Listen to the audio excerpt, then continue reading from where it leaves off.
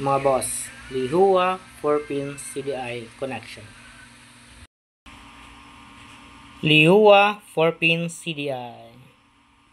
So, ang connection ng mga paps ay itong nasa taas na bandang kaliwa ay siya yung papunta sa pulsar. So, ang pulsar ay kadalasang ang kulay ng wire niya ay blue na may lining na puti or blue na may lining na yellow.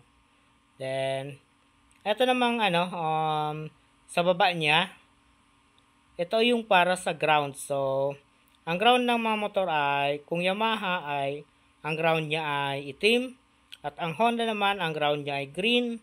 Then, ang Kawasaki naman, ang ground niya ay itim na may lining na yellow. Then, ang Suzuki ay, ang ground niya kadalasan ay itim na may lining na puti. So, ito naman sa katabi niya mga paps, yung nasa ibaba na bandang kanan ay para ito sa 12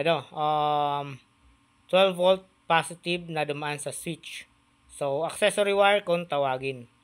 So, sa mga motor, ang accessory wire ay sa Suzuki, ang accessory wire niya ay kulay orange. Sa Kawasaki ay kulay brown. Sa Yamaha ay kulay brown. Then, sa Honda ay kulay itim. Then, ito namang sa itaas na bandang kanan mga paps, ito yung papunta sa ignition coil. So, sana may naitulong sa inyo mga paps. Kung may gusto kayong malaman na connection ng CDI, i-comment nyo lang dahil kung alam ko ay sasabihin ko sa inyo. Gagawa natin ng video.